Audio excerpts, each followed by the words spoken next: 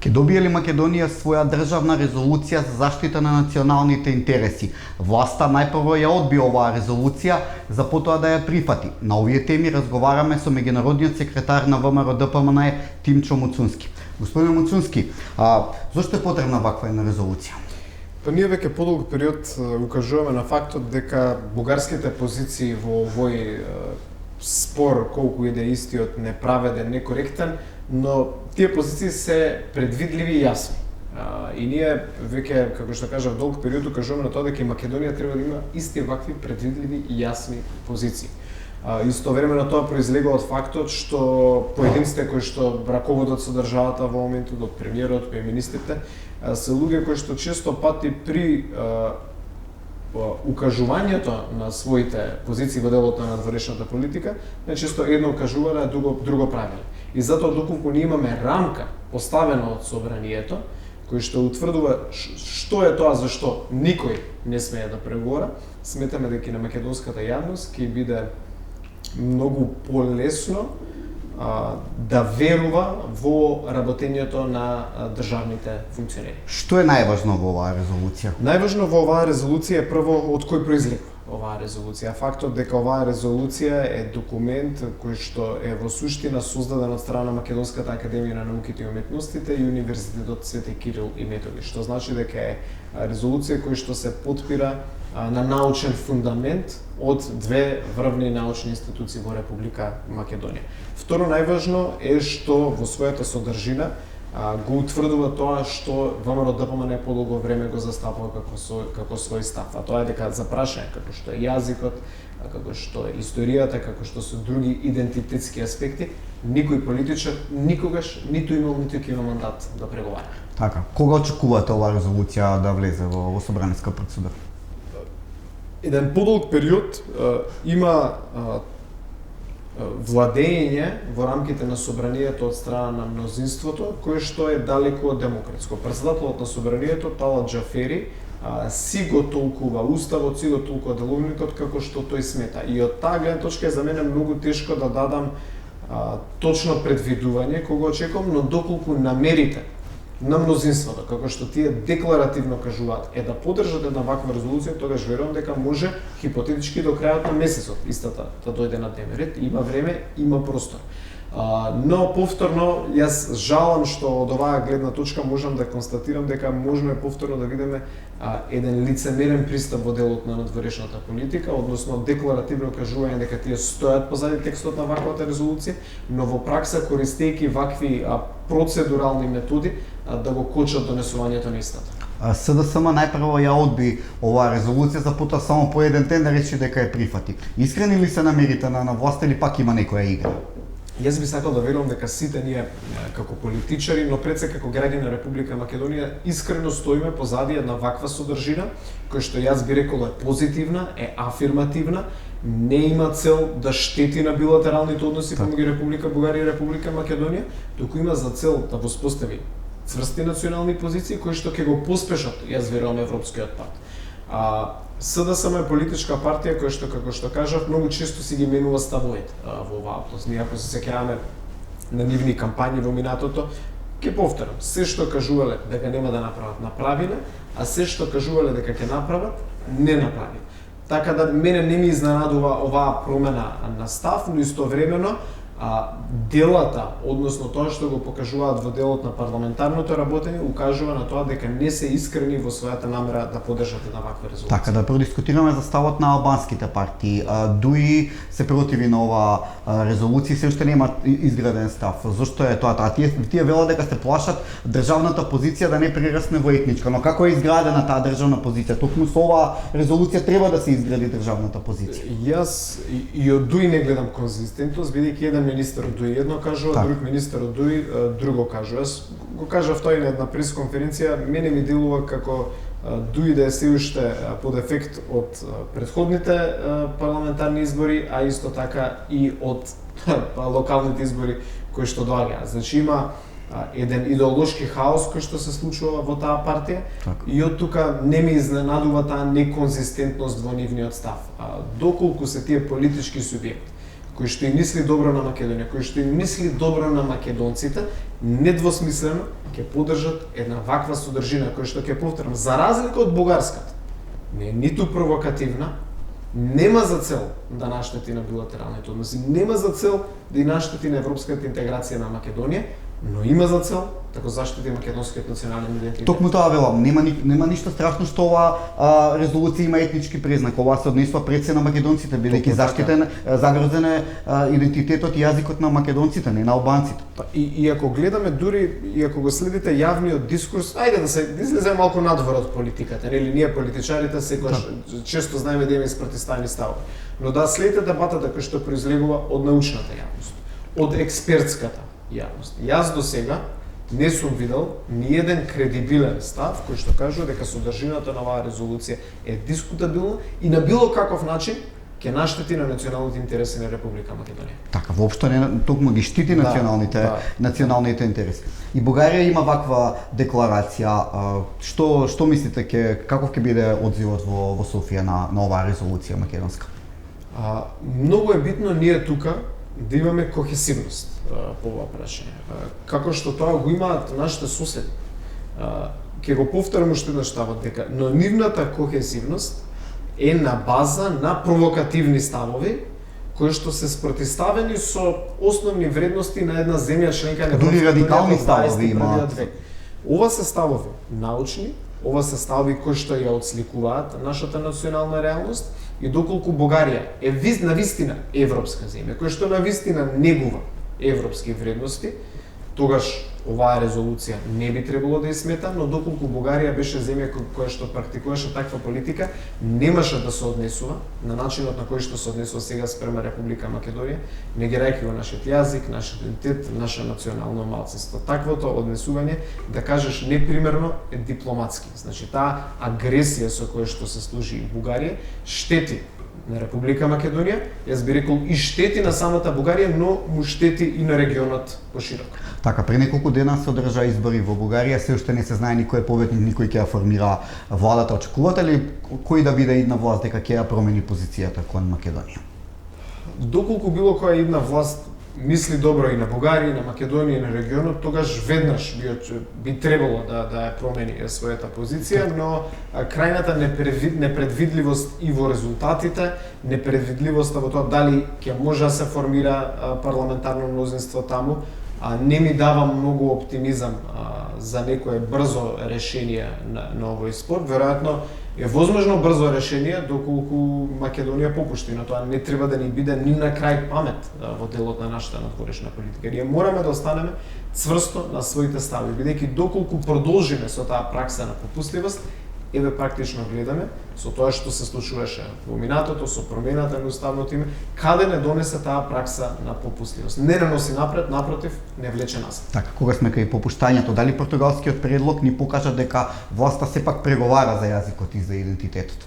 Португалскиот предлог покажа дека се преговара за идентитетски прашања, но факт е дека истиот, како што доаѓаат најавите од Софија, веќе е отфрлен од нивна страна, што значи дека треба да се надеваме дека словенечкото претседателство ќе успее и тука е за поздравување фактот што има земја членка на Европската унија што многу подобро го познава регионот, што многу подобро ги познава приликите во западниот Балкан, што можеби ќе може да даде некој, да се надеваме, премиерот Јанша и неговиот тим, некој импетус во наоѓање на кредибилно и европско решение. Така, но дури и да не го одбиеше Бугарија португалскиот предлог, самата содржина беше проблематична. Бугарија да прифати дека до 44-та не постоел македонски јазик, а пак Македонија да прифати дека е кодифициране во 44-та македонскиот јазик, мислам. И тоа значи дека нема историски континуитет македонскиот јазик.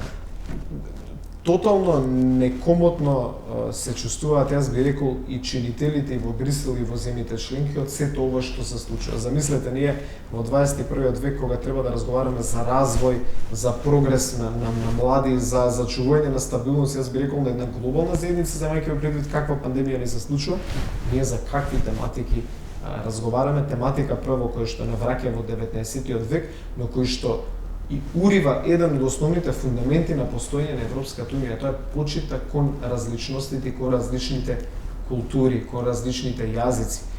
Така тие постулати е основа на Европската унија, заштита на... И затоа би рекол дека на голем тест продолжува да биде и кредибилитетот на Европската унија, а за тоа се свесни и во Брисел, и во земјите членки. Бидејќи имаме една земја членка, Бугарија, која што објективно кажано е далеку помногу работи внатрешно што се случуваат во таа земја од достигнување на тие највисоки европски стандарди и дополнително продолжува да ги подурива тие стандарди. Така да треба едно сериозно преиспитување и при една нова влада која што очекуваме да дојде во Софија за својата надворешна политика и да види дали тоа однесување на дневно ниво, на неделно, на месечно ниво носи прогрес на овој регион или напротив го назадува и создава катастрофално лоша пракса за понатамошниот процес на проширување на Европската унија. Но јавноста нема впечаток дека Европската унија не ја поддржува Бугарија, ќе добијат влез во Шенген зоната. Јавноста нема впечаток дека Европската унија е на страната на Македонија. Наша обврска е да го гледаме ова низ една себична призма, а тоа е што Македонија ќе добие од целата оваа ситуација која што има настанато. Значи, наша обврска е да работиме дипломатски на убедување на нашите партнери дека треба да прават притисок во Бугарија, но истовремено и да го правиме нашето европско портфолио многу покредибилно. Како би можеле тоа да го направиме? Преку конкретни внатрешни реформи. Кои што сите сме свесни дека во последните веќе влегуваме во 5-та година од мандат на влада на СДСМ и ДУИ, имаме, јас би рекол, не напредок, туку имаме назадување токму по најголем дел од тие критериуми по кои што ја мери Европската унија. Борбата со корупцијата, владењето на правото, реформата на јавната администрација. Така да ние мораме да работиме на две поли, јас би рекол. Прво на убедување на земјите членки да ни дадат и поголема поддршка од таа што даваат сега, но истовремено и на домашната агенда да ставиме фокус. Така, каква е тука улогата на ВМРО-ДПМН? Неодамна лидерот Мицкоски беше во Брисел. Има ли поддршка во ВМРО-ДПМН и во своите европски народни партии, но и во Европската унија генерално? ВМРО-ДПМН има поддршка, но најбитно од се Република Македонија има поддршка. Можноста да во Брисел да учествуваме на политичкото собрание на Европската народна партија, да разговараме со многу соговорници кои што се креатори и носачи на најбитните одлуки во Европската унија, е значајно за да промовираме Република Македонија. Ние не велиме дека Македонија не треба да почне преговори, напротив, велиме дека Македонија што побрзо треба да ги почне тие преговори, бидејќи надзорот кој што ќе се случува преку тие преговори ќе дава стимул за побрзи и поефективни преговори. Така да ние нашата поддршка ја насочуваме да биде таа поддршка не индивидуално за партијата, туку да биде поддршка на тие поединци од Европската народна партија кон Република Македонија, кон што е можна побрза европска интеграција на Република Македонија. Имаат ли разбирање за вашите позиции во однос на преговорите со Бугарија и однос на договорот на Преспа? Има разбирање за нашите позиции, има, јас би рекол, една голема осуда спрема однесувањето на Бугарија, но факт е дека Бугарија е земја членка на Европската унија и факт е истовремено дека што се однесува до домашните реформи, кои што истовремено будно се следат и во Брисел и билатерално во земјите членки, немаме со што многу да се пофалиме како држава. Верувате ми, и во овој спор се ќе беше поинаку, Македонија да имаше многу поголем опиплив прогрес во делот на реформите. Така, токму тоа е. Зошто се уште Зоран Заев има поддршка, макар привидна од меѓународната заедница, од Европската унија? Поддршка има Македонија како држава. Нормално е председател на влада, министри за надворешни работи да одржуваат тековни средби со своји соговорници. Јас не би рекол дека има лична поддршка за господинот Заев, има поддршка за нашата земја, има поддршка за Западниот Балкан, за што е можно побрза интеграција во Европската унија. Така да јас би рекол тоа се поврзува и со нашите активности како представници на партијата во земјите членки. Така, која е најголемата афера или најголемите разочарувања од овие 4 години водење на Заев? Дефинитивно најголемото разочарување доаѓа од не само неспособноста да се справат со високата корупција, туку фактот дека Македонија во последните години е се поголем генератор на висока корупција. Неизбежна е таа страшна афера со издавање на огромен број на пасоши за лица кои што се гледа дека се учесници во големи картели, тоа се потекнуваат од одредени мафијашки групации, така да тоа не поминува незабележано. Фактот дека до тој степен се злоупотребиле македонските институции и ќе се навратам и за нешто што ви им кажувам во минатото. Сме имале министер за внатрешни работи кој што или знаел дека тоа се случува, што е само по себе скандалозно, но за мене можеби и поопасно е ако тој не знаел што се случува во неговото министерство во тие периоди. Огромниот број на скандали поврзани со високи функционери. Сето тоа одекнува многу силно во Брисел, одекнува и во земјите членки кои што внимателно ја следат борбата против високата корупција, немањето на конкретни реформи во делот на реформи на правосудството.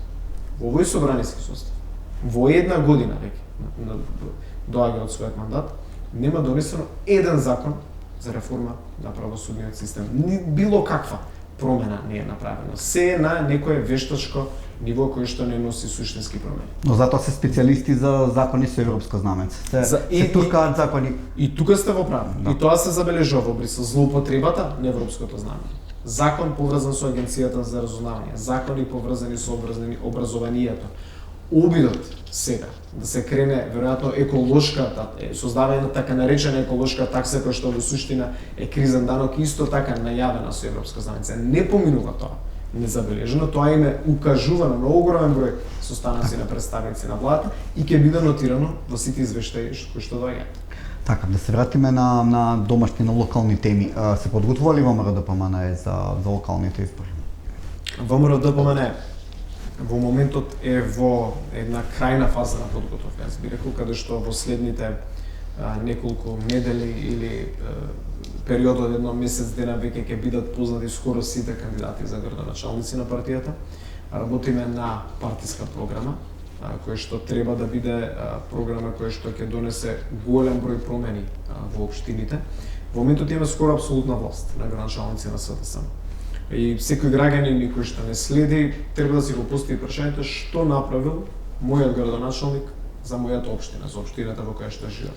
Веројатно за скоро сите градоначалници на СДСМ можеби има некои ретки исклучоци, но јас искрено ви кажам не знам за такви, но можеби еве да го ставиме фактот, но за скоро сите факт е дека се работи за луѓе кои што не успеа да направат промена во нивната средина во која што живеат и затоа ние тргнуваме со позитивна кампања, добри кандидати, кредибилни луѓе, професионалци, почитувани во својата средина, кои што ќе бидат поддржани од одлични советнички листи и програма која што ќе носи промени за средината во која што живееме. Така да ние со голем оптимизам влегуваме во локалните избори кои што доаѓаат и верувам дека ќе извојуваме една сериозна победа. Така, што ќе биде успех за вас на локалните избори? Да освоите повеќе градоначалнички места од СДСМ? Повеќе градоначалнички места, повеќе советници на советничките листи. Тоа се фактори по кои што се мери успехот. Јас верувам, чувствувајќи го пулсот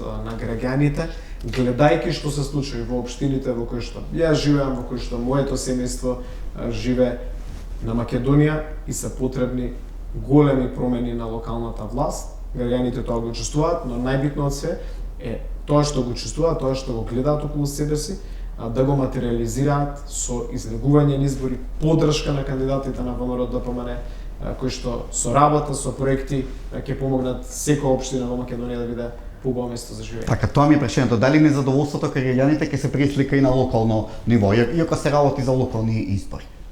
Битно е граѓаните да го артикулираат тоа. И тоа најсилно ќе го направат преку давањето поддршка на советниците и на градоначалниците на ВМРО ДПМНЕ, бидејќи едно е значајно новути да го добиеш градоначалникот, но значајно е да се поддржат и советничките листи, бидејќи градоначалникот и советот работат во една симбиоза и заеднички, само заеднички може тие да создаваат ефективни промени. Како ви оди соработката со албанските партии? Ки има ли соработка? Очекуваме дека ќе има некоја форма на соработка, деталите се предмет на разговори, но многу помалку битно е дека се тие албански партии, многу побитно е дека тие се исто така опозициски партии кои што веруваат дека оваа власт на СДСМ и ДОИ не може да ги создаде промените кои што се потребни за Македонија да биде во една прва фаза пристојно место за живење, па понатаму да работиме за силен напредок, така да ние работиме на обединување на еден широк опозицијски фронт. Секоја опозицијска партија